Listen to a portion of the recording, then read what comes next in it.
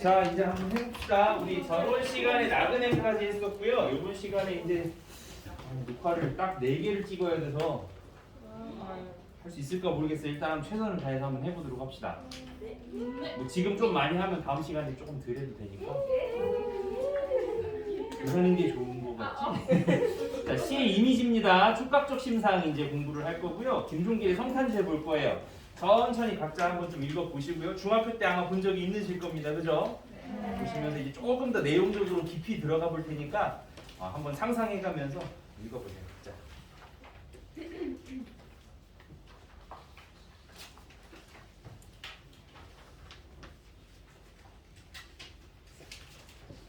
현수야, 저기 내가 어느 정도까지 가야 잘려요? 이 정도 잘려요? 잘려요.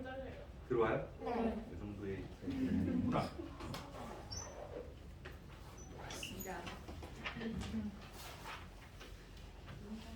이거를 나영이가 좀 크게 한번 읽어봐 주세요.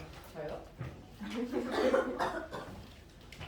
어두운 방 안에 빨간 불이 켜고 외로운 데에 계신 할머니가 애처로이 자라드는 아이의 목숨을 지키고 계시었다. 이윽고 눈속을 아버지가 역을 가지고 돌아오시었다.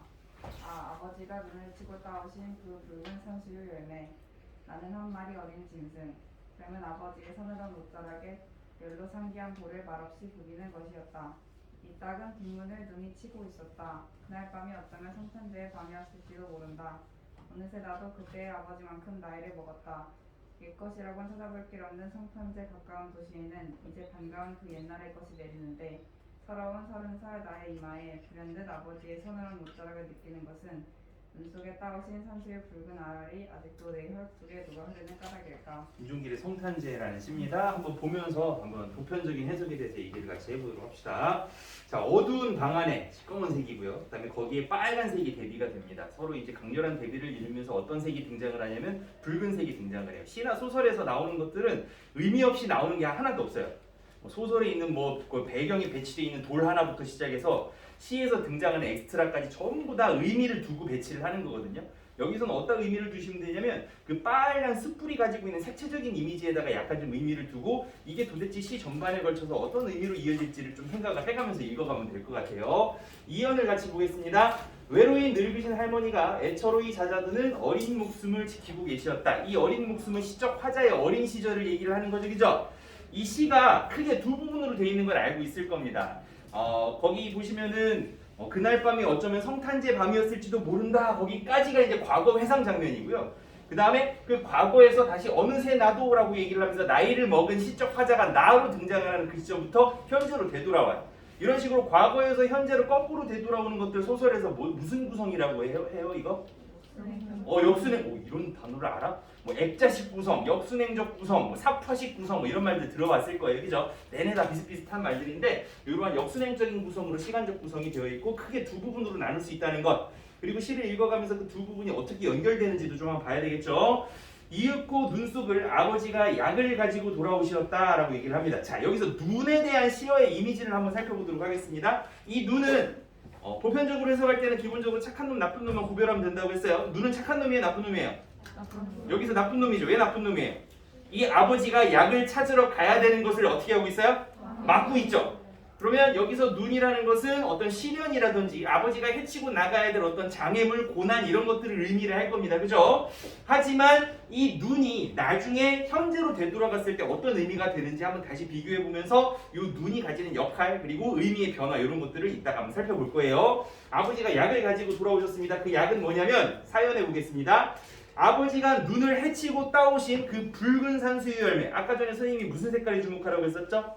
빨간색, 붉은색에 주목하라고 했습니다. 붉은 산수유 열매. 이 산수유 열매가 한약 쪽에서는 해열제, 그러니까 열을 떨어뜨리는 어떤 그런 해열제로 사용되던 약재예요. 그래서 여러분들 봄에 보시면 그 제일 먼저 피는 꽃 중에 노란색으로 이렇게 희끄무리하게 피는 꽃들이 있죠, 그죠? 꽃 그림자처럼. 그런 꽃들이 이제 산수유 꽃이고요. 거기서 이제 나중에 꽃이 지고 나면 빨간 열매가 맺히는데 그게 이제 해열제로 사용이 됐었다고 해요. 나는 한 마리 어린 짐승, 젊은 아버지의 서늘한 옷자락에 서늘었대요. 그리고 열로 상기한 볼을 말없이 부빕니다. 서늘한 곳에 부비면은 약간 좀 차갑고 그 서늘한 느낌 나겠죠, 말 그대로. 그거 무슨 감각이에요? 지금 우리가 여기 뭘 보고 있냐면 촉각적인 심상이 시에서 어떻게 쓰였는지 그걸 보기 위해서 애초에 목적을 가지고 이 시를 온 거니까 뭐 촉각적 심상이 여기 이렇게 나오는구나 라고 여러분들이 알아두시면 되고요. 또 붉은 이미지가 하나 더 겹칩니다. 여기 보시면 열로 상기한 볼 어떤 색이겠어요? 빨간색 내지는 붉은색이겠죠, 그죠? 그러한 붉은색 이미지가 한 번 더 등장을 합니다. 이따금 뒷문을 눈이 치고 있었다. 그날 밤이 어쩌면 성탄제의 밤인지도 모른다. 성탄제 영어로 뭐죠? 크리스마스. 좋습니다. 크리스마스 12월 24일 뭘 기념하는 날이죠? 여기서 왜 뜬금없이 성탄제가 나왔으며 제목이 왜 또 성탄제일까요? 그럼 뭔가 중요한 게 있다라는 거죠, 그죠? 아까부터 선생님이 얘기했던 색깔 뭐예요? 붉은색. 그것과 연관이 있습니다. 자, 고개 들어서 여기 보세요. 선생님이 기독교는 아니고요. 종교적인 중립적인 발언, 중립적으로 가급적이면은 그 팩트만 전달을 하겠습니다. 기독교 교리에 대해서 잠깐 얘기를 할 거예요. 기독교는 뭘 믿는 종교냐면 예수님을 믿는 종교예요. 그럼 예수님은 누구냐? 하나님의 아들이거든요.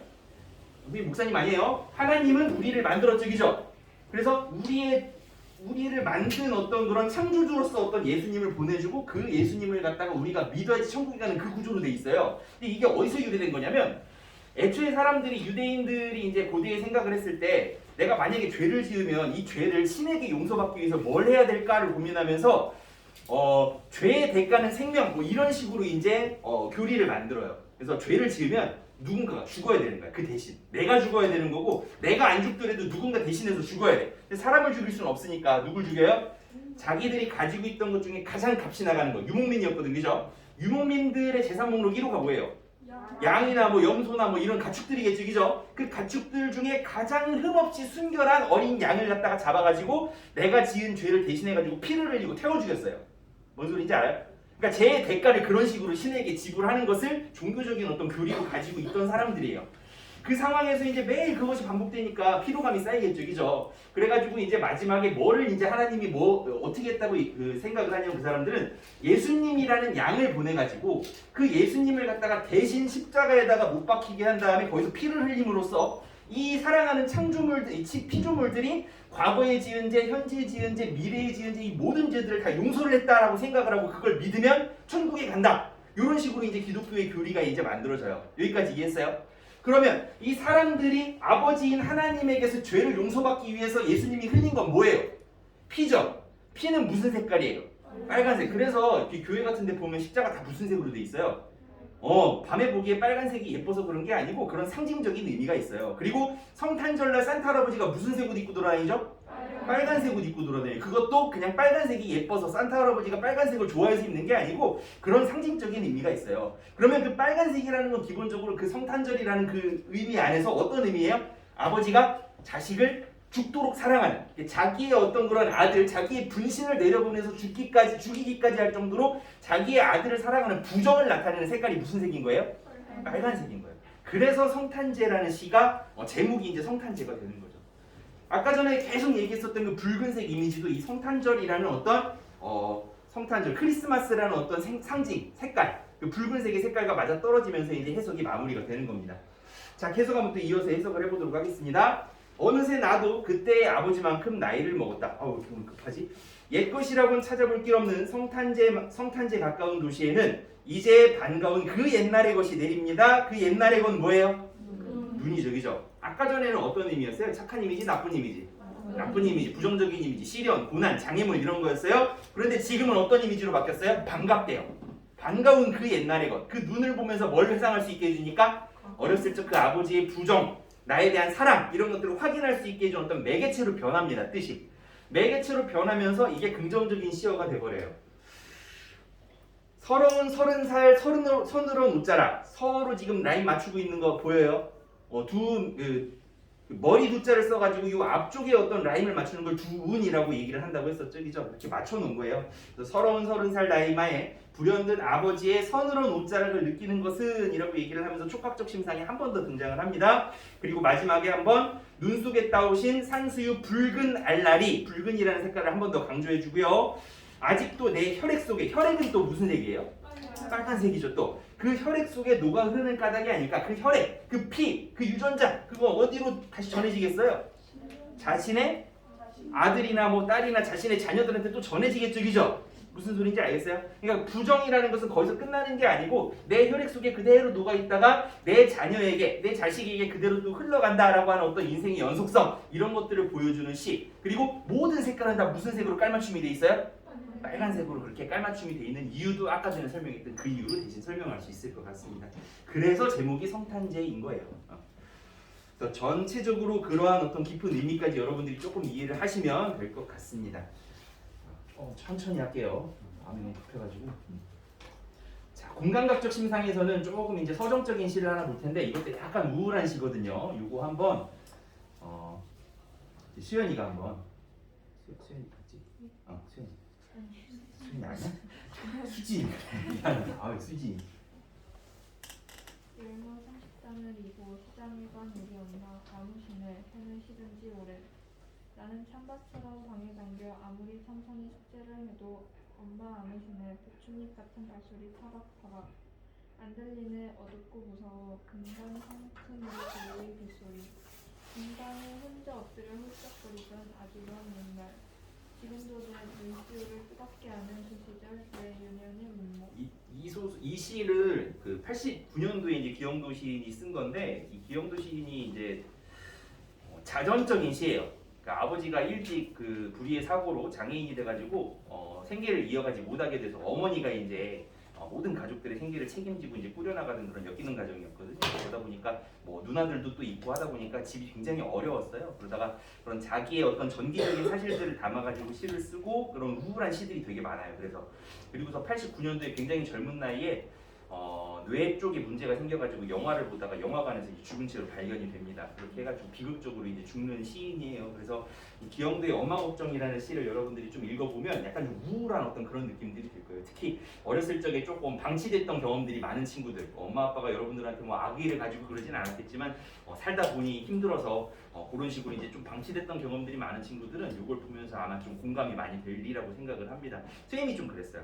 선생님이 어렸을 때 아버지가 이제 일찍 돌아가셨어요. 그래가지고 어머니가 식당에서 이제 그때는 뭐 주 52시간 뭐 근무제 이런 게 없으니까 한 12시간, 14시간 막 이렇게 일을 하셨던 것 같아요. 그래서 밤늦게까지 이제 중학교 때 한 3시 반? 3시 반에서 3시 정도에 이제 학교가 끝나면 그때부터 한 12시까지 혼자 있는 거야, 그냥.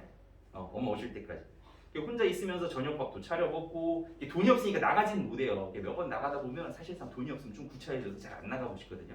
게임도 막 한 3시간, 4시간 막 내 원하는 대로 하고 TV 원하는 것 그 프로그램표 보고 옛날에는 쌍방향이 아니었으니까 유튜브처럼 TV 원하는 거 다 찾아보고 다 해도 할 일이 없어가지고 공부를 시작합니다. 숙제를 막 다 하기 시작해요. 근데 빨리 막 열정적으로 하진 않고 되어라 하면서 언젠간 되겠지 하고 해도 어차피 시간이 남거든요.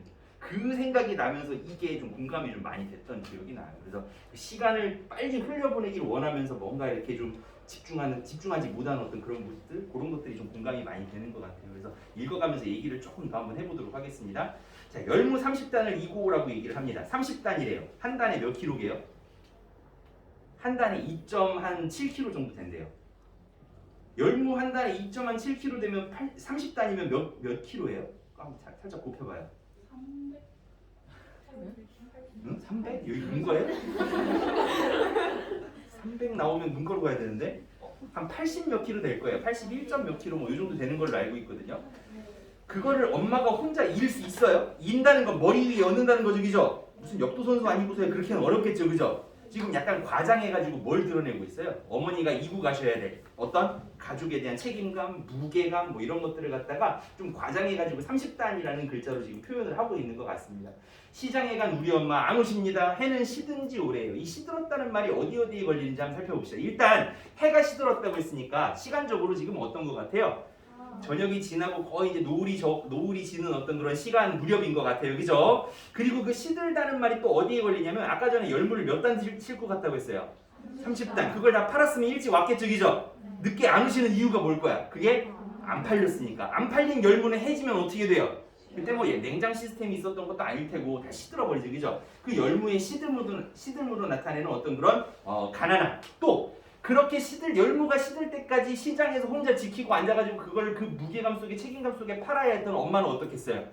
엄마도 시들었겠죠, 그죠? 그 시들었다는 말이 해에만 걸리는 게 아니고 그 열무의 이미지, 그 다음에 어머니의 어떤 파김치가 된 어떤 피로에 쩔은 그런 모습들, 그 다음에 해, 시간적인 어떤 그런 상황, 배경 이런 것들까지 같이 복합적으로 지금 얘기를 하는 그런 좋은 서술어예요. 그래서 해는 시든지 올해에서 시들다라는 말이 어떤 의미로 시인이 어떤 의도로 여기다 갖다 썼을지 한번 고민을 하면서 읽어보면 감탄을 할 수 있을 것 같습니다. 자, 나는 찬밥처럼 방에 담겨라고 얘기를 합니다. 찬밥이라는 것은 먹다가 어떻게 된 밥이에요? 남은 밥이죠. 먹다가 잘 남겨놓은 밥은 냉동된 밥일 테고, 그죠? 그건 어떤 밥이냐면 그냥 먹고서 의도치 않게 한 요만큼 남으면 그거는 그냥 놔두잖아요, 그죠? 나중에 쉬면 어차피 버리는 거고 안 쉬어도 뭐 그냥 그대로 먹는 거니까. 그러니까 어떤 가치가 없고 어떻게 보면 남겨져 있는 어떤 찬밥이라는 이미지를 갖다가 자기의 어떤 그런 처지 이런 것들과 함께 더불어 가지고 비유적으로 지금 나타내고 있어요. 그리고 방에 자기가 자기 의지로 있는 게 아니라 방에 찬밥처럼 덩그러니 남겨져가지고 담겨있는 어떤 그런 피동적이고 수동적인 그런 상황을 갖다가 효과적으로 잘 표현을 하고 있는 것 같습니다. 아무리 천천히 숙제를 해도 천천히 숙제를 하는 이유가 뭐예요? 시간이 좀 어떻게 됐으면 좋겠는 거야? 빨리 갔으면 좋겠는 거야. 가요 안 가요 근데? 안 갑니다. 가라고 할 땐 죽어도 안 가는 게 시간이죠. 엄마 안 오시네, 배춧잎 같은 발소리 타박타박, 이것 때문에 얘가 여기 있어요. 자, 여기서 어떤 이미지가 주된 이미지가 돼요? 일단 타박타박이니까 들려야 돼요. 들린다는 것은 어디에 들리는 거죠? 귀에 들리는 이미지 뭐라고 얘기해요 우리? 청각적 심상이라고 얘기를 합니다. 그런데 청각적 심상을 갖다가 아까 전에 시들다는 말에서도 나왔었는데 배춧잎이 뭐 쌩쌩한 배춧잎 생각하시면 안 되고 타박타박이니까 그 뭐 김장철에 배추 같은 거 다듬을 때 맨 겉에 이렇게 너덜너덜거리는 그 배춧잎 부분 있잖아요, 그죠? 그런 배춧잎을 상상하시면 될 것 같아요. 그 배춧잎 같은이라고 뭘로 바꿔주고 있어요? 시각적으로 바꿔주고 있죠, 그죠? 뭘로 바꾼 거야? 청각을 시각화한 거죠. 이런 식으로 감각의 전이가 이루어지면 이런 것들 뭐라고 얘기를 한다? 공감각적 심상이라고 얘기를 한다. 안 들리네, 어둡고 무서워. 금간창틈으로 고요히 빗소리. 자, 금간창틈. 금이가 있는 창틈을 괜히 이미지로 제시한 건 아니겠죠, 그죠? 이 이미지는 뭘 얘기하는 거예요? 빗대어서 자기의 외로운 마음, 고독한 마음, 고독하고 외로워서 깨진 어떤 시적 화자의 마음을 갖다가 지금 금간창틈이라고 하는 이미지로 지금 효과적으로 대신해서 제시를 하고 있습니다. 고요히 빗소리, 이거 우리 추일 서정할 때 밑으로 내려가는 거 뭐라고 했었죠 우리? 하강적 이미지. 기본적으로 이 시 전체의 어떤 이미지들을 여기서 집약을 시키고 있죠. 빈방에 혼자 엎드려 훌쩍이던 아주 먼 옛날, 지금도 내 눈시울을 뜨겁게 하는 그 시절 내 유년의 윗목입니다. 윗목. 보통 이런 데서는 아랫목을 얘기를 많이 하죠. 아랫목, 윗목이 뭔지는 알죠? 옛날에 여기 아궁이가 있으면 방이 그대로 여기 있었어요. 안방이 부엌하고 안방이 이런 구조로 돼 있어가지고 아궁이에다 불을 지피면 이렇게 안방에서 어디만 따뜻해지냐면 요 아궁이랑 가까운 여기만 따뜻해져. 여기가 아랫목. 그럼 여기까지 이제 불이 가는데 굉장히 오래 걸려요. 돌이 이제 열 전도성이 좀 떨어지다 보니까. 그래서 여기 좀 서늘하거든요. 사람이 잘 안 있어요. 여기는 가구를 놓던지 아니면 뭐 먹다 남은 음식을 보관하든지 뭐 이런 식이었기 때문에 굉장히 서늘하고 뭔가 이렇게 잘 사람이 가지 않는 그런 이미지가 이제 윗목이라는 이미지거든요. 그래서 이 윗목이라는 이미지를 가지고 이 사람의 어떤 찬밥과 같았던 유년 시절을 이렇게 집약을 하면서 시를 마무리를 합니다. 엄마 걱정이라는 시였고요. 이 시에서 우리는 아까 전에 봤듯이 공감각적 심상에 대해서 같이 공부를 좀 해본 거예요. 자, 이제 우리는 시의 이미지는 같이 공부를 다 해봤고요. 그 다음에 우리는 시의 화자에 대해서 같이 공부를 해볼 겁니다. 자, 고개 들어서 여기 잠깐 보세요. 시적 화자라는 게 뭔지 알죠? 시에서 뭐 하는 사람이에요? 말하는 사람. 시적 화자는 작가랑 같아요? 달라요? 다르죠, 그죠? 비슷한 점도 있죠. 그리고 어느 정도 작가를 이해하면서 시적 화자를 좀 더 깊이 이해할 수도 있겠지만 시적 화자 이꼴 작가 이렇게 생각하면 큰 코 다칠 일이 많습니다. 뭐 예를 들어가지고 만해 한용운 선생님 같은 경우는 되게 한 여성 화자를 내세워서 시를 많이 썼거든요. 근데 그 사람 사진 보면은 깨요. 어떻게 생겼냐면 스님이셔가지고 머리 빡빡 깎고 인상 막 되게 무시무시한 조폭 같은 이미지가 딱 나오거든요. 그걸 보면 님의 침묵이라는 시하고 같이 비교해서 봤을 때 약간 좀 시적 화자를 그렇게 상상하고 봤다면 되게 좀 깨는 부분들이 있거든요. 그래서 시적 화자를 작가로 이제 동일하게 이제 상상을 하시면 안 되고 시인을 대신하여 시에서 말하는 이다. 뭐 이 정도로 여러분들이 알아두시면 될 것 같습니다. 거기서 이제 여러분들이 파악해야 될 게 뭐냐면 화자가 겉으로 드러나는 경우도 있어요. 화자가 내 이야기하듯이 나는 내 어린 시절은 뭐 이런 식으로 나의 얘기를 갖다가 하면서 시적 화자가 나로 등장을 하는 그러한 시적 화자를 가지고 있는 시들이 있고요. 또 어떤 시들이 있냐면 시적 화자가 소설처럼 뒤로 빠집니다. 그러니까 세계관 뒤쪽으로 빠져버리는 거야. 그래가지고 전지적 작가 시점처럼 뒤에서 쓱 들여다보면서 서술을 해요. 우리 그 나그네 같은 시 있죠, 그죠? 나그네 같은 시에서는 내가 나그네가 아니잖아요, 그죠? 나그네가 가는 모습, 그 다음에 여러 가지 풍경들을 갖다가 세계관 박쪽에서 관조하듯이 들여다보면서 이렇게 서술을 하고 있는 그런 모양들 봤죠, 그죠? 그런 식으로 시적 화자가 이제 밖으로 아예 빠져 있는, 드러나지 않는 그런 경우도 있거든요. 이 두 경우를 통해 가지고 우리가 시에서 시적 화자가 드러날 때와 드러나지 않을 때 거둘 수 있는 시적인 효과들은 어떤 것인지 우리가 한번 좀 살펴보면서 윤동주의 서시와 김수월의 산유화를 같이 좀 볼 겁니다. 보기 전에 기본적인 거 하나만 좀 체크를 하고 갈게요. 여기 나오는 단어들은 시적 화자의 어조나 태도를 묻는 문제가 굉장히 좀 많이 나와요. 수능에서도 그렇고 내신에서도 아마 많이 봤을 겁니다. 그래서 혹시 모르는 단어들이 있다면 여러분들이 찾아보시고 머릿속에 좀 넣어 두셔야 되는 그런 단어들이라 예찬, 뭐 칭찬하는 거죠. 반성, 성찰 같은 뜻이고요. 관조, 이게 이제 나그네 같은 시에서 나오는 시적 화자의 태도들이죠. 그러니까 찬찬히 들여다보면서 고요하게 조망하는, 위에서 내려다보면서 간섭하지는 않는 그러한 것들을 관조라고 얘기를 하고요. 달관, 깨달음 같은 말이죠, 그죠? 뭔가 이렇게 삶에 대해서 달관했다, 깨달았다, 뭐 비슷한 뜻으로 쓰이는 말이고요. 구도, 이거는 뭐냐면 길을 찾는다는 거예요. 내가 어디로 가야 할까? 뭐가 정답일까? 어떻게 살아야 할까? 뭐 인생의 어떤 길을 찾는 어떤 그런 태도를 구도적인 태도라고 얘기를 하고요. 냉소, 자조 비슷하지만 냉소는 남을 비웃는 거고요. 자조는 스스로 자자를 써가지고 나 스스로를 비웃는 겁니다. 풍자, 해악은 저번에 충분히 설명을 했던 것 같고요. 의지, 단호, 그리움, 연민, 긍정적, 자연친화적 이런 것들은 다 알 수 있을 것 같아요. 회고한다는 것은 내 옛날을 되돌아본다는 얘기고요. 회의한다는 것은 뭔가를 의심한다는 거예요. 회의하다의 의자가 의심할 의자거든요. 그러니까 내가 지금 뭔가를 갖다가 의심하면서 비판적으로 생각해본다. 이러한 것들을 회의적이다라고 얘기를 해요. 그 다음에 내적 갈등, 뭐 착한 마음, 나쁜 마음이 싸우는 거겠죠. 향토적이다라는 말이 나옵니다. 이 향토적이라는 말은 두 가지 정도로 구현이 돼요. 어떻게 구현이 되냐면 향토적인 소재를 쓸 수도 있어요.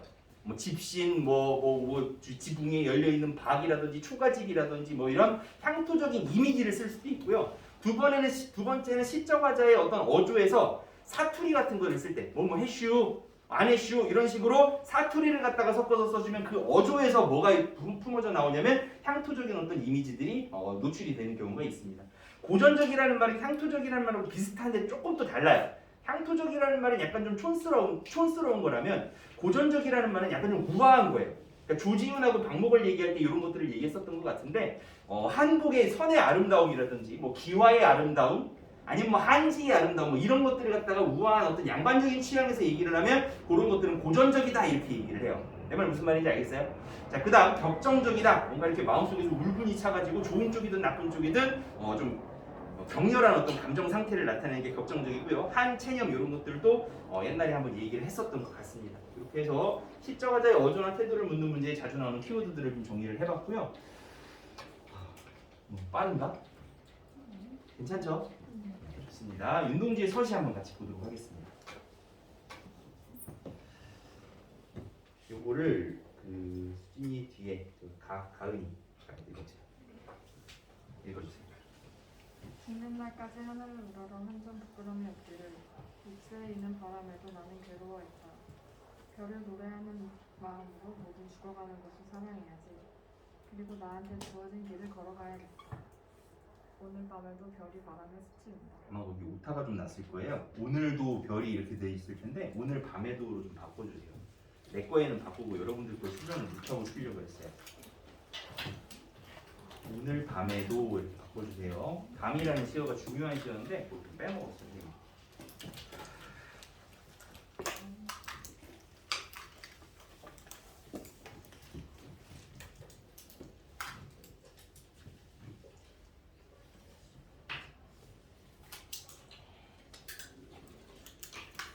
윤동주라는 사람이 어떤 사람인지 얘기를 좀 하고 시작을 해야 될 것 같습니다. 윤동주라는 사람은 일제강점기 때 대표적인 시인들 얘기하면은 뭐 한 3인 안에 꼽히는 그런 시인이고 자의적으로든 타의적으로든 좋아하는 시인 이름 대봐 얘기하면은 좋아해서 윤동주를 댈 수도 있지만 좋아하지 않더라도 그냥 대충 윤동주를 대는 사람이 거의 절반이 넘을 정도로 유명한 시인이고 우리 마음속에 어떤 대표적인 어떤 시인으로 자리 잡고 있는 사람인데 생각보다 이 사람에 대해서 직접적으로 알고 있는 사람은 그렇게 많지는 않은 것 같아요. 근데 요새 그 동주라는 영화 봤어요 혹시?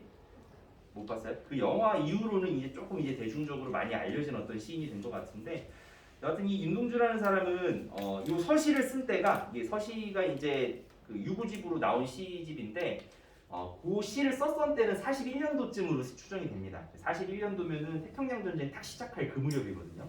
그러니까 그 무렵에 어떤 일들이 있냐면 이때 당시 시를 쓴다 하는 사람들은 전부 변절합니다. 우리 알고 있는 사람들 얘기를 해보면 뭐 미당 서정주 선생, 그다음에 뭐 우리 전에 배웠던 모더니즘의 아버지 정지용, 그다음에 뭐 춘원 이광수, 무정 있죠, 그죠? 현대 소설의 시발점이라고 얘기를 하면서 무정을 쓴 이광수라든지 뭐 기타 여러분들이 이름만 대면 알 법한 그런 시인들이 그리고 그런 문인들이 전부 다 변절을 해요. 그래서 태평양 전쟁이 일어났으니까 일본을 위해 가가지고 총알 발찌가 되자라는 어떤 그런 뭐 자기 딴에서는 일본에 충성하는 어떤 글들 그리고 병사를 모집하는 글들을 우리나라 신문에다가 게재를 할 정도로 친일을 갖다 심하게 하던 시기였어요. 옛날에 암살이라는 영화에서 이정재가 마지막 대사 때 그거 얘기하죠. 그래서 내가 왜 그랬냐고? 몰랐으니까 막 이렇게 얘기하면서 했던 그 장면들 나오는 거 기억하는 사람들이 있을 거예요. 몰랐으니까 그랬겠죠, 그 사람들도. 근데 그 누구도 모르고 누구도 비관적으로 생각했던 그 상황에서 끝까지 저항하면서 시를 쓴 사람이 몇 사람이 있습니다. 그 중에 한 사람이 이 사람이 윤동주. 그러니까 이 사람은 이때가 24살이었어요. 1941년 때가. 그리고 이로부터 4년 후 28살에 후쿠오카 형무소에서 마루타 시험을 당하면서 죽습니다. 끝까지 저항하다. 그러니까 되게 짧게 살다가 간 사람이고 되게 젊을 때 쓴 시예요. 뭐 이거를 막 40살, 50살 그때 쓴 게 아니라 24살이면 여러분들이 만약에 지금 24살이면 같은 세대라고 생각 안 하나요? 조금 아저씨인가? 여하튼 너무 같지만 여하튼 하여간 여러분들하고도 나이 차이가 그렇게 많이 나지 않던 그러한 나이 때 이 쓴 시가 바로 이 시예요. 그래서 그렇게 이제 윤동주라는 사람이 얼마나 치열하게 고민을 했고 얼마나 치열하게 살았는지 그리고 끝까지 뭘 지키려고 노력했는지를 그 나이와 더불어 가지고 그 상황들을 우리가 생각을 해보면 그 마음을 조금 같이 공감을 해볼 수가 있을 것 같습니다. 윤동주의 서시라는 시고요. 한번 읽어가면서 한번 얘기를 좀 해보도록 할게요. 죽는 날까지 하늘을 우러러 한 점 부끄러움이 없기를. 자, 하늘이라는 존재는 어떤 존재냐면 거울 같은 존재죠, 그죠? 내가 비추어 보는 거야. 그게 비추어 봤을 때 내가 뭔가 티가 생기거나 부끄러움이 생기면 이 사람은 견디지를 못하는 거예요. 그러면 그 거울은 뭐라고 또 얘기를 할 수 있냐면 어떤 기준이 되겠죠, 나한테는. 그 거울은 절대적인 기준이 될 테고요. 그게 윤리적인 기준일 수도 있고요. 아니면 이 사람이 기독교인이었기 때문에 기독교적인 어떤 종교 안에서의 어떤 그런 규율, 기준 이런 것들일 수도 있겠죠, 그죠? 그래서 여러 가지로 어떤 해석할 여지가 있는 어떤 하늘이라는 이미지가 이제 등장을 하고요. 한 점 부끄러움이 없기를 바랬어요. 이 부끄러움이라는 것은 다른 사람들이 다 변절하는 과정에서 자기가 변절 안 하고 끝까지 이제 자기 양심을 지키는 지식인으로서 살아가는 어떤 그런 마지막 양심을 갖다가 얘기하는 것일 가능성이 굉장히 좀 높겠죠, 그죠? 잎새에 이는 바람에도 나는 괴로워했다. 바람이라는 시어는 긍정적인 시어일까요? 부정적인 시어일까요? 부정적인 시어겠죠, 그죠? 이 시적 화자의 마지막 남은 부끄러움이라는 양심을 갖다 흔들고 있으니까 굉장히 부정적인 시어라고 볼 수 있겠습니다. 뒤에 한 번 더 나와요. 별을 노래하는 마음으로. 별은 어때요? 별이라는 것은 보통 여기서도 마찬가지지만 이 사람이 희망하고 이상향으로 생각하는 어떤 그런 긍정적인 존재를 갖다가 별이라는 거에 많이 빗대어서 얘기를 하는데 그런 전통적인 이미지 그대로 쓰였어요. 그래서 별을 노래하는 마음으로 모든 죽어가는 것을 사랑해야지. 반영론적 관점에서 해석을 해보면 이 별을 노래하는 마음으로 모든 죽어가는 것을 사랑해야지라고 했을 때 이 모든 죽어가는 것은 뭘 얘기하는 거겠어요? 그 당시 죽어가던 자신의 조국, 그 조국 안에서 살아가던 자기가 사랑하는 백성들, 이런 사람들을 갖다가 죽어가는 것이라고 표현했을 가능성이 굉장히 높겠죠. 그리고 나한테 주어진 길을 걸어가야겠다라고 얘기를 합니다. 자, 거기까지 보고 나서 이 시를 갖다가 이 앞부분을 두 개로 일단 나눠보면요. 그 앞에 네 줄의 마지막 서술어가 괴로워했다예요. 괴로워했다에서 무슨 시제예요, 이건? 과거 시제입니다. 그리고 방금 전에 읽었던 걸어가야겠다에서 개세 동그라미를 쳐보세요. 이건 무슨 시제예요? 미래 시제죠. 그리고 조금 이제 이따가 읽겠지만 오늘 밤에도 별이 바람에 스치운다 해서 운에다 동그라미를 치시면 이 운 밑에 붙어있는 니은, 는 이런 것들 다 무슨 시제예요? 현재 시제죠, 그죠?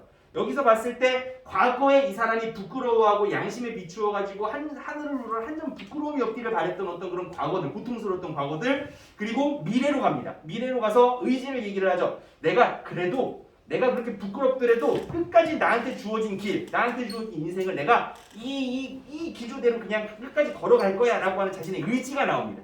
get이라는 것은 미래 시제이기도 하지만 의지의 뜻을 가지기도 하죠. 그리고 마지막에 현재 인식이 나옵니다. 그게 이제 마지막 면이에요. 오늘 밤에도 별이 바람에 스치운다. 별은 아까 전에 이 시적 화자가 희구하는 세계, 이상향, 조국의 광복 여러 가지 의미들을 담을 수 있는 함축적인 시어고 긍정적인 시어인데요. 이 별이라는 것이 뭐의 침범을 받고 있어요 지금?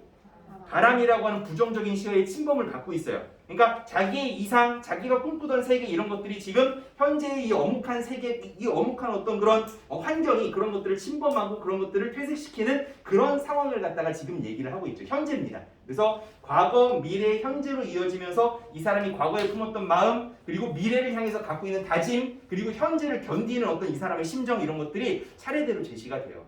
내 말 무슨 말인지 알겠어요? 그래서 여기서 이제 또 우리가 봐야 되는 건 뭐냐면 시적화자가 등장을 했죠. 어디서 등장을 했어요? 나는 괴로워했다. 나에게 주어진 길을 걸어가야겠다. 이런 식으로 나라는 말로 시적화자가 등장을 합니다. 만약에 여기서 시적화자가 등장하지 않고 밖으로 빠져 있다면 어떤 느낌이 들겠어요? 이게 지금 누구 얘기인지도 잘 모르겠고 누가 지금 여기서 부끄러워하는지 누가 여기서 지금 뭘 걸어가야 되겠다고 하는지 그 주체가 명확하지 않겠죠. 그죠? 그냥 주인공이 그러나 보다 이 정도로 생각을 할 거예요. 근데 여기서 시적화자가 빵 등장을 해가지고 내가 괴로웠어. 그리고 내가 걸어갈 거야 라는 의지와 자기의 어떤 그 감정, 부끄러움 이런 것들을 토로하니까 우리가 느끼기에 어때요? 이 시를 보면서 아 그분이 그랬구나. 그 시인이든 뭐 시적 화자든 그 사람이 정말 그랬구나 라고 하는 어떤 그 나의 공감되는 어떤 그런 느낌들이 든다는 거죠. 그래서 나라는 것이 등장을 했을 때 시적 화자가 이렇게 시의 전면에 등장을 했을 때 그런 효과를 거둘 수 있다라는 것도 우리가 얘기할 수 있을 것 같습니다. 자, 산유화 보도록 하겠습니다. 시의 표현 기법인데요. 여기 비유와 상징, 관어와 역설, 객관적 상관물, 패러디까지 이제 5개가 제시되어 있습니다. 이 중에서 반어와 역설까지는 여러분들이 익숙하게 보던 것들이라 보면서 그냥 고개를 끄덕거리면서 아실 수 있는 것들이고요. 객관적 상관물도 들어본 적은 있으나 약간 좀 정리가 안 되는 부분들이 있을 거예요. 그걸 좀 명확하게 정리를 해줄 거고요. 마지막에 패러디 같은 경우는 원래는 시험 전에 이제 수행평가를 좀 하려고 했는데 이게 지금 진도가 계속 뭐다 해가지고 빠지고 그래가지고 지금 아직 나그네도 못한 반이 있어요. 그래가지고 어떻게 될지는 모르겠지만 일단 확정되면 얘기할게요. 근데 아마도 선생님 생각에는 시험 이후로 좀 미뤄질 수도 있을 것 같아요. 그래서 패러디는 그때 가서 다시 좀 안내를 하도록 하겠습니다. 비유부터 일단 좀 살펴보도록 하면요. 직유는 뭐 특별한 거 없고요. 은유부터 시작을 해가지고 아마 조금 이제 시를 통해 가지고 좀 자세히 좀 들여다 봐야 될 것 같습니다. 일단 요거 내용을 좀 써두세요. 비유의 뜻은요, 표현하려는 대상을 그것과 비슷한 다른 대상에 빗대어 표현하는 방법을 비유라고 얘기를 하거든요. 그거를 거의 다 써놨어야 되는데 선생님 빼먹고서 그거를 안 썼어요. 그래서 요걸 좀 써놓으시고요. 쓴 다음에 표현하려는 대상에다가 원관념이라고 써놓으시고요. 그리고 비슷한 다른 대상 여기다가 보조관념 이렇게 써놓으세요. 용어도 알아야 돼서 다시 표현하려는 대상에다가 밑줄 긋고 원관념, 그다음에 비슷한 다른 대상에다 밑줄 긋고 보조관념 이렇게 써놓으세요.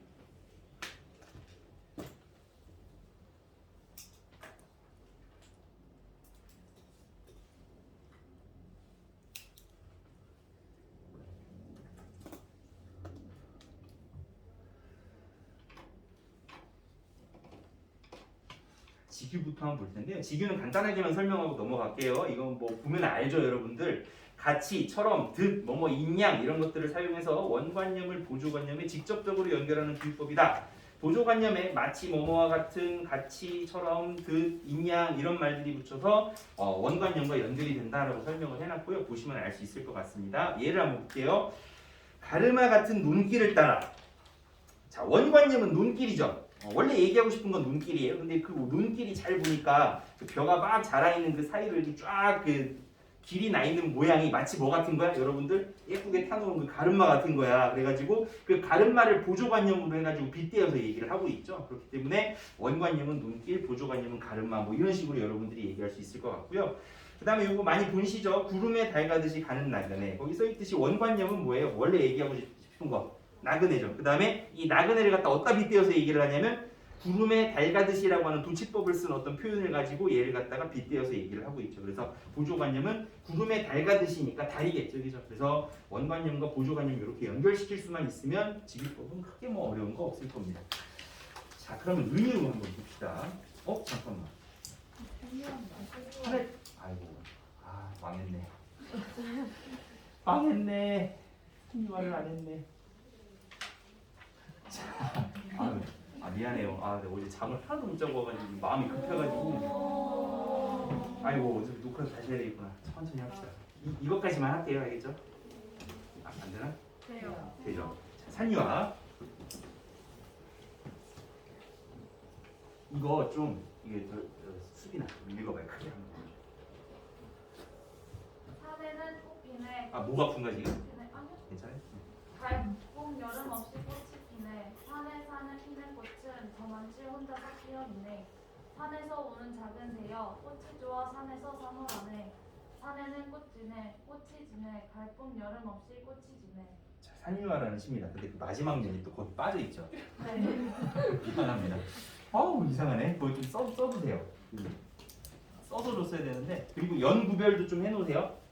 사연으로 돼 있고요. 이 사연이 기승전결의 구조로 지금 연결이 돼 있기 때문에 연 구별을 좀 해놓으시고 그렇게 마지막 연도 좀 써놓으세요. 설명은 최대한 간결하게 중요한 것만 전달하겠습니다.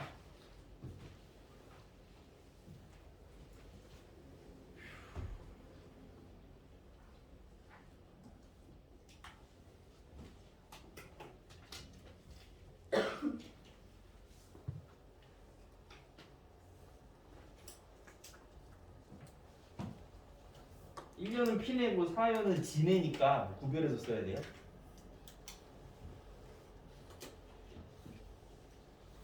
자, 설명을 한번 해보겠습니다. 1년을 보시면 그냥 선생님이 읽어가면서 할게요. 산에는 꽃 피네, 꽃이 피네. 갈봄 여름 없이 꽃이 피네. 두 가지 존재가 나옵니다. 일단 산이라는 존재가 나오고요. 꽃이라는 존재가 나와요. 근데 우리 그 일본이랑 축구하면 국가대표 축구하면 우리나라 국가대표 팀에 어떤 선수가 골을 넣어서 그 팀이 이긴 거잖아요, 그죠? 근데 우리는 꼭 누가 이겼다고 얘기를 해요? 우리나라가 일본을 이겼다라고 얘기하죠. 사실 맞는 말이 아닌데 그런 식으로 우린 자연스럽게 얘기를 한단 말이지. 그게 대유법이거든요. 그러니까 부분을 가지고 전체를 얘기하는 거예요. 급식실 가가지고 밥 주세요 그러면 진짜 밥만 주면 화낼 거잖아. 밥 주세요라는 말은 뭘 달라는 거야? 밥과 함께 먹을 수 있는 어떤 일용할 식량들을 다 총칭하는 말이 밥이죠, 그죠? 그렇기 때문에 이 밥도 뭘 대신하고 있는 거야? 우리가 먹을 수 있는 어떤 모든 먹을 것을 갖다가 대신해서 얘가 대표 선수 역할을 하는 거죠, 그죠? 얘네들도 대표 선수예요. 어떤 대표 선수냐면 이 산이라고 하는 존재는 모든 생명들이 살아가는 자연의 대표 선수입니다. 대유법이에요. 그다음에 꽃이라고 하는 것은 그 자연 속에서 살아가는 모든 생명을 대유하고 있어요. 대유법은 나중에 한 번 더 다룰 겁니다. 자세히 대유가 뭔지 대충만 알고 계시면 돼요. 그래서 이렇게 이제 대변하고 있고요. 요 산의 속성에 대해서 얘기를 좀 한번 해볼 필요가 있을 것 같아요. 뭘 가지고 얘기할 거냐면 삼행에 보세요. 갈봄 여름 없이. 근데 보통 우리가 사계절 얘기할 때 어떻게 얘기하죠? 봄, 여름, 가을, 겨울 이렇게 얘기하죠, 그죠? 보통 그렇게 봄, 여름, 가을, 겨울 얘기하고 겨울 하면 어떻게 돼요? 한 해가 끝나죠. 그게 끝나는 이미지가 있어. 겨울은 그리고 또 소멸의 이미지가 있기 때문에 암묵적으로 여기서 1년이 끝난다는 이미지를 줘요. 뭔 소리인지 알아요? 근데 지금 그 겨울을 어떻게 해버렸어요? 빼버렸어요. 어차피 꽃이 피지 않는 계절이기도 하고 의도가 또 있는 거야. 끝없이 갈봄, 가을 같은 경우는 가을을 줄여서 이제 얘기를 한 거죠. 시적인 어떤 음수율을 맞추기 위해서 갈봄, 여름 없이 갈봄, 여름 다음에 또 뭐예요? 여름 다음에 뭐야? 가을, 봄, 여름, 가을, 봄, 여름, 가을. 계속 어떻게 되고 있어요? 겨울이 없으니까 계속 순환대죽이죠. 이 순환을 강조하기 위한 거야. 이 자연이라는 것은 계속 뭐하는 존재고? 순환하는 존재고 이렇게 순환한다는 것은 끝이 있다는 거예요? 없다는 거예요? 끝이 없어요. 변하지 않는 끝이 없는 속성들을 가지고 있습니다. 그리고 그 속에서 꽃은 이 생명들은 어떻게 되고 있어요? 1년에서 피고 있어요.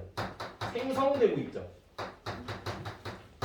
여기다가 뭘 쓸지는 사연까지 여러분들이 썼으니까 이제 알 수 있겠죠, 그죠? 이따가 쓰기로 하고요. 이연을 한번 보겠습니다. 이연에서 굉장히 중요한 단어가 나와요.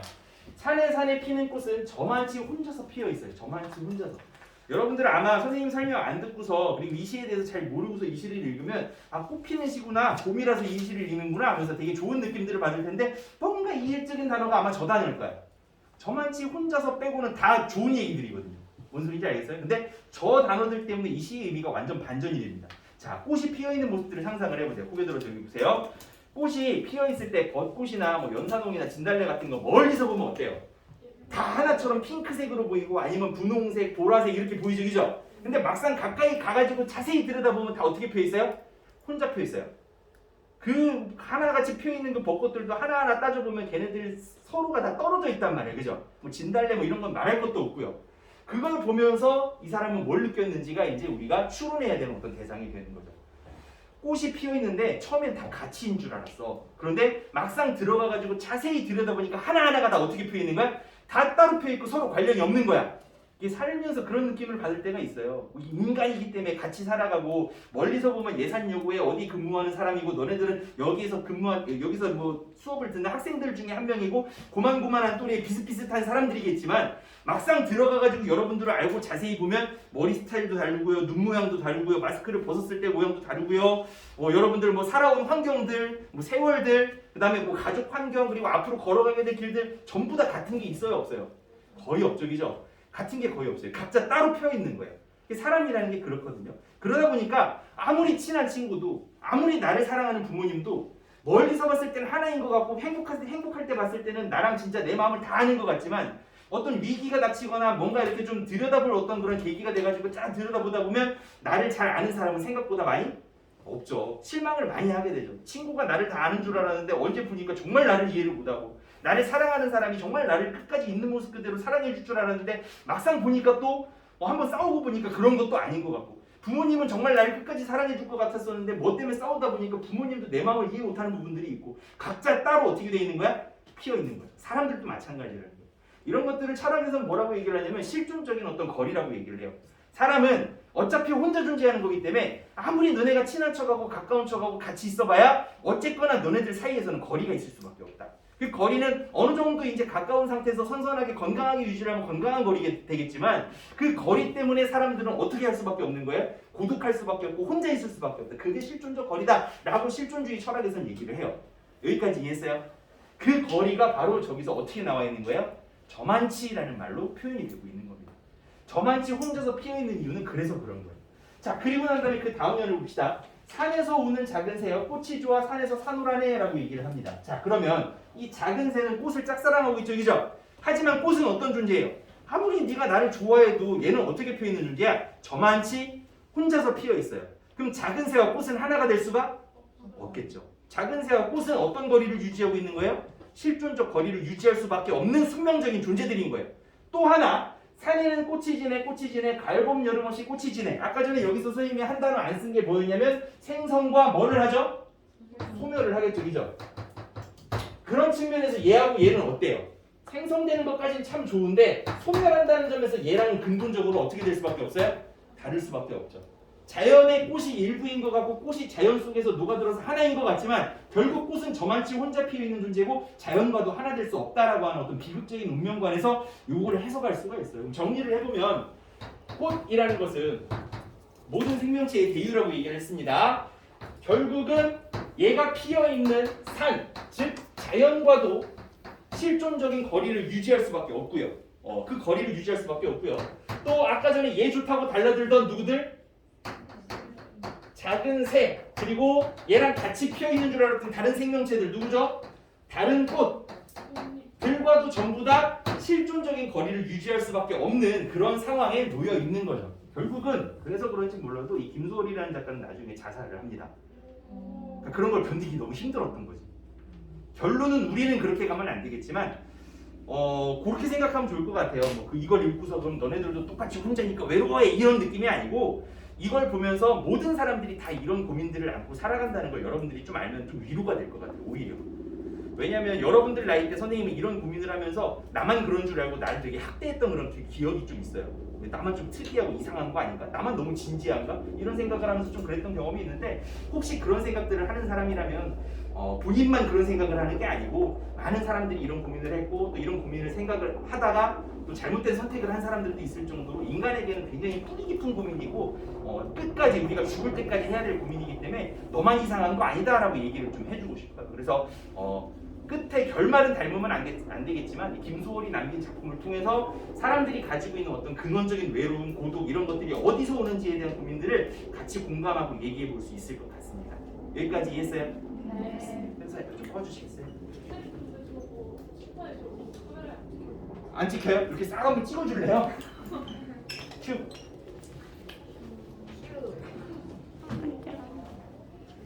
1, 2. 멈추고 쓰겠죠? 뭐 써도 돼요.